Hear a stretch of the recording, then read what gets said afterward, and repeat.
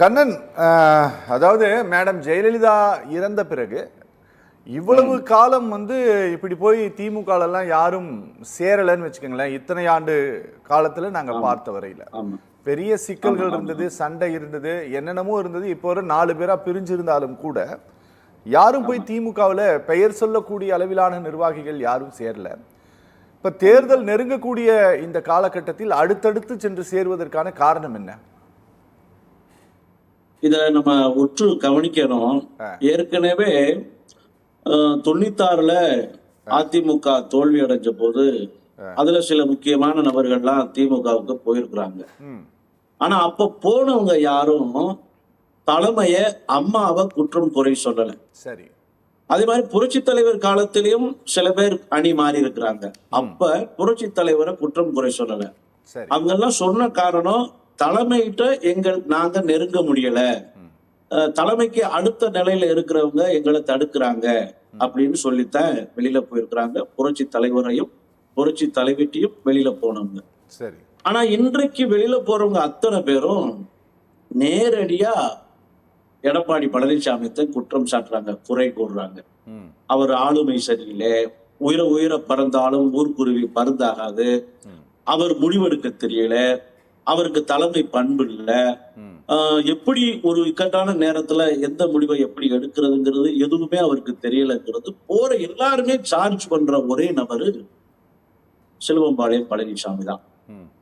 இத்தனை பேரும் அணி அணியா மாறும் போதும் திமுக பத்தி, திமுக ஆட்சியை பத்தி, நிர்வாக சீர்கேடு பத்தி, சட்டம் ஒழுங்கை பத்தி பெருசா மக்களிடம் கொண்டு சேர்த்திருக்க வேண்டிய அதிமுக எந்த இடத்துலையும் தன்னை நிலைநாட்டல. அதிமுக தலைமை இந்த பணியை முன்னெடுக்கல. எடப்பாடிக்கு ஒரே நோக்கம், சசிகலாவை எப்படி நீக்கணும், தினகரனை எப்படி போக்கணும், ஐயா ஓபிஎஸ் எப்படி ஒதுக்கணும், கட்சியை எப்படி சிதைக்கணும், இதை மட்டுமே சிந்திச்சு அவர் செயல்படுறதுனால இனியும் இந்த இயக்கத்துல தொடர்ந்து நீடிச்சா நம்ம இருப்புக்கும் கேள்விக்குறியாகும் சொல்லிட்டு எல்லாரும் திமுகவை நோக்கி செல்றாங்க. திமுக வலுவான கூட்டணியை வச்சிருக்கு. இன்றைக்கு இருக்கிற சூழ்நிலையில இப்படியே தேர்தல் வந்துச்சுன்னா மீண்டும் சரித்திரத்தில் நிகழாத சம்பவம், மீண்டும் திமுக ஆட்சிக்கு வருவதற்கான அத்தனை சாத்தியக்கூறுகளும் அப்படியே இருக்கு. இத்தனை சாதகமான அம்சங்களையும் திமுக கொடுத்துட்டு பாதகமான அம்சத்தை மட்டுமே கையாண்டு தொடர்ந்து பயணிக்கிறாருன்னு தான் நாங்க நீண்ட நாளா, அதாவது பழனிசாமி மீது எங்களுக்கு 1000 எதிர்ப்பு விமர்சனங்கள் இருந்தா ஒரே ஒரு அதுல ஆதங்கம் மட்டும் இருந்துச்சு. இப்படி கட்சியை, ஒரு மாபெரும் கட்சியை, மக்கள் இயக்கத்தை சிதைக்கிறாரே, சின்னாபின்னப்படுத்துறாரே, சுற்றி காட்டுனாவது தெரிஞ்சுப்பாரா புரிஞ்சுப்பாரா அப்படின்னு பார்த்தா அவர் நல்லதை தெரிஞ்சுக்கிறதும் முயற்சிக்கிறது இல்ல, நல்லதை யாரு சொன்னாலும் அதை அவர் ஏத்துக்கிறதும் இல்லைங்கிற மனநிலை, தனக்கு என்ன முக்கியத்துவம் அப்படிங்கிற மனநிலையோடு செயல்படுறதுனால இனியும் இந்த தலைமை தொடர்ந்து நீடிச்சா ஒவ்வொருத்தவங்களுடைய இருப்புக்கு பழனிசாமி மட்டும் தப்பிச்சுக்குவார், அதுல பிரச்சனையே இல்லை. ஏன்னா சொத்து இருக்கு, சுகம் இருக்கு, வசதி இருக்கு, வாய்ப்பு இருக்கு, அதிமுகவுல பதவின்னு ஒரு இருக்கு. ஆனா அந்த தலைமையை நம்பி, அந்த கட்சியை நம்பி இருக்கிறவங்கள நிலை கேள்விக்குறியாயிருச்சு. கவுன்சிலர் ஜெயிக்க முடியாது, வார்டு மெம்பர் ஜெயிக்க முடியாது, எம்எல்ஏ ஆக முடியாது, எம்பி ஆக முடியாது, மந்திரி ஆக முடியாது, ஆளுங்கட்சியா வர முடியாது. இது தொடர்ந்து போய்கிட்டே இருந்தா எப்படி செய்யறது? கூட்டணிக்குள்ள குளறுபடி, அரவணைப்பு இல்லை, பிரிந்திருந்த கட்சியா ஒன்னா சேர்க்கணுங்கிற எந்த சிந்தனையும் இல்லை. புரட்சி தலைவி அம்மா 96ல தோல்விக்கு அப்புறம் 98லயே தன்னை சுதாரிச்சுக்கிட்டு ஐயா வைகோ வீட்டுக்கு போனாங்க, டாக்டர் ராமதாஸ் வீட்டுக்கு போனாங்க, அன்னைக்கு கம்யூனிஸ்ட் தலைவர் ஐயா பாண்டியன் இருந்தாரு, அவர்கிட்ட போனாங்க. எல்லா வீட்டுக்கும் நேரடியா போய் உட்கார்ந்து ஒரு அணியை கட்டமைச்சாங்க.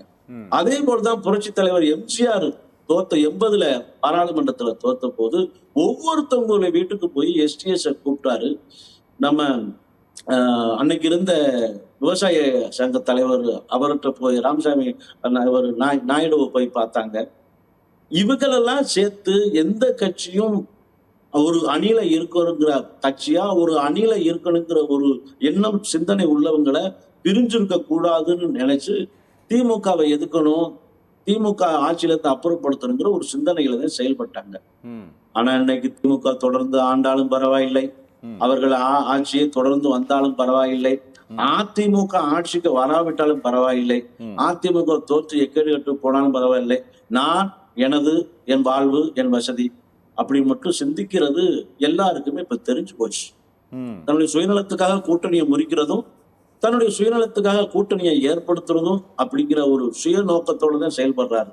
பொது நோக்கம் அவர்கிட்ட இல்லை அப்படிங்கிறது எல்லார் மத்தியிலும் தெரிய வந்துட்டதுனால இந்த படலம் தொடர்ந்து நான் நினைக்கிறேன். இன்னமும் இது நிக்காது, இதோட நின்றாது. இது ஐயா அன்வர் ராஜாவோ, டாக்டர் மைத்ரேயனோ, இன்னும் பலரோ, செந்தில் பாலாஜியோ, தங்கத்தமிழ் செல்வனோ, பழனியப்பனோ, ஐயா முத்துச்சாமியோ, இதோட இந்த படலம் நிக்காது, இன்னும் தொடரும்.